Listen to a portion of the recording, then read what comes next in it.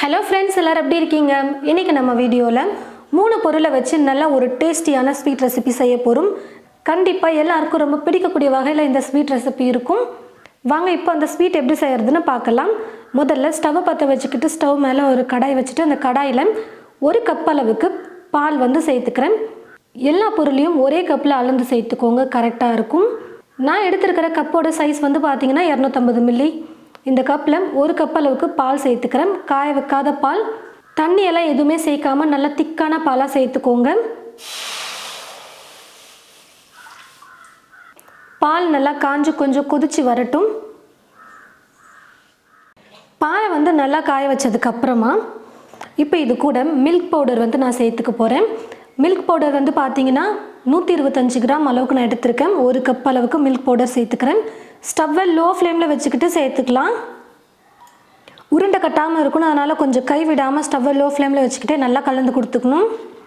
பால் பார்த்தீங்கன்னா நல்லா குக் ஆகும்போது இந்த சைடில் ஆடையெல்லாம் அப்படியே கட்டி வரும். அது எல்லாத்தையும் சேர்த்து நீங்கள் நல்லா கலந்து கொடுத்துக்கணும்.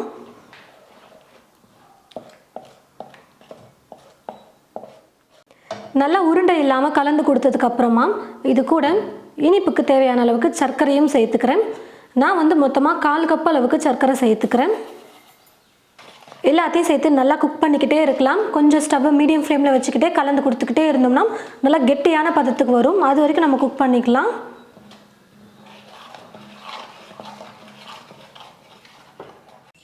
பாருங்கள் ஃப்ரெண்ட்ஸ், நல்லா கொஞ்சம் இந்த மாதிரி கெட்டியான பதத்துக்கு வர வரைக்கும் நம்ம குக் பண்ணணும். இப்போ நல்லா கெட்டியாக வந்துருச்சு. இப்போ நான் ஸ்டவ் ஆஃப் பண்ணிவிட்டு ஒரு பிளேட்டுக்கு இதை மாற்றி வச்சிடலாம். நல்லா சூடு ஆறட்டும். இப்போ இந்த ஸ்வீட் பார்த்தீங்கன்னா நல்லா சூடு ஆறிட்டு வந்துருச்சு.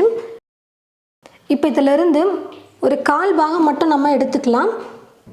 இதை மட்டும் தனியாக எடுத்துக்கிட்டு இதை அப்படியே ஒரு பக்கமாக எடுத்து வச்சிடலாம்.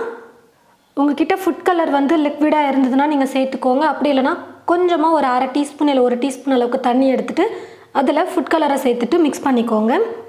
உங்களுக்கு என்ன கலர் ஃபுட் கலர் பிடிச்சிருக்கோ அந்த கலர் நீங்கள் சேர்த்துக்கலாம். இப்போ இதில் கொஞ்சமாக சேர்த்துட்டு நான் மிக்ஸ் பண்ணிக்கிறேன். நான் பார்த்தீங்கன்னா இப்போ க்ரீன் கலர் ஃபுட் கலர் தான் சேர்த்துருக்கேன்.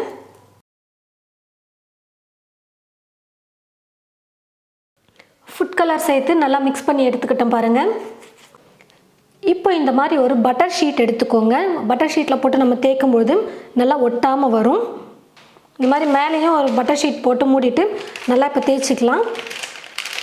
ஈவனாக நல்லா ஸ்ப்ரெட் பண்ணி விட்டுக்கணும்.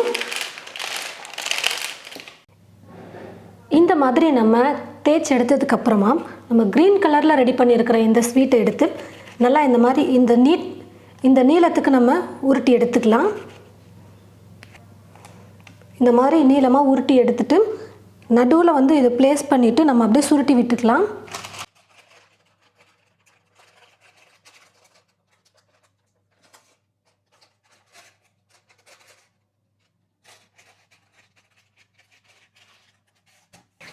கொஞ்சம் லைட்டாக ஒட்டாமல் இருக்கணும்னா நெய் கூட நீங்கள் தடவிக்கலாம். நம்ம ஸ்வீட்டை நல்லா கெட்டியாக குக் பண்ணிட்டோம்னா நெய் அவ்வளோவா தேவைப்படாது. ஒருவேளை லைட்டாக ஒட்டுற மாதிரி இருந்ததுன்னா கூட நீங்கள் கொஞ்சம் லைட்டாக நெய்யை தடவிட்டு இப்படி ரோல் பண்ணிக்கோங்க. நல்லா டைட்டாக ரோல் பண்ணதுக்கப்புறமா இப்போ கத்தியை வச்சு நம்ம கட் பண்ணிக்கலாம். இன்னும் மெல்லிஸாக நம்ம உருட்டி எடுக்கணும். ரொம்ப மொத்தமாக இருக்கிறதுனால கொஞ்சம் சின்ன சின்ன பீசஸாக எடுத்துகிட்டு அதுக்கப்புறம் இதை நம்ம உருட்டிக்கலாம்.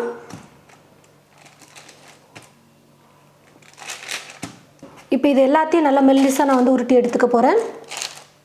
உங்களுக்கு எந்த அளவுக்கு மொத்தமாக வேணுமோ அதுக்கேற்றது போல் இதை உருட்டி எடுத்துக்கோங்க. இப்போ இதை சின்ன சின்ன பீசஸாக கட் பண்ணிக்க போகிறேன். நான் மொத்தமாக 2 பீஸாக கட் பண்ணி எடுத்துக்கிறேன். இந்த மாதிரி 2 கலரில் நீங்கள் ஸ்நாக் ரெடி பண்ணும்போது சூப்பராக இருக்கும் பார்க்க. மேலே ஒரு லேயர், உள்ளே ஒரு கலர் வைக்கும்போது ரொம்பவே சூப்பராக இருக்கும் ஸ்நாக் பார்க்க. சாப்பிடவும் நல்லா டேஸ்டியாக இருக்கும். ரொம்ப ஈஸியாக செஞ்சிடலாம். நான் பிஸ்தாவை கொஞ்சம் இந்த மாதிரி காய் துருவி எடுத்து வச்சுருக்கேன். இந்த மாதிரி இந்த பிஸ்தா துருவலை சேர்த்துட்டு இந்த மாதிரி நல்லா ரோல் பண்ணி எடுத்துக்கிட்டோம்னா போதும். பார்க்கவும் ரொம்ப அழகாக இருக்கும். அந்த நட்ஸோடு சாப்பிடும்போது நல்லா டேஸ்டியாகவும் இருக்கும். 3 பொருள் இருந்தால் போதும். நீங்கள் டக்குன்னு வீட்டில் ஈஸியாக செய்யக்கூடிய அளவுக்கு ஒரு சூப்பரான ஸ்நாக் ரெசிபி தான் இது. நீங்களும் உங்களுடைய வீட்டில் இந்த மாதிரி ஸ்வீட் செஞ்சு பாருங்கள். செஞ்சு பார்த்துட்டு எப்படி இருக்குன்னு சொல்லிட்டு மறக்காமல் கமெண்ட் பாக்ஸில் கமெண்ட் பண்ணுங்கள். இந்த வீடியோவை மற்றவங்களுக்கும் ஷேர் பண்ணுங்கள். தேங்க்யூ.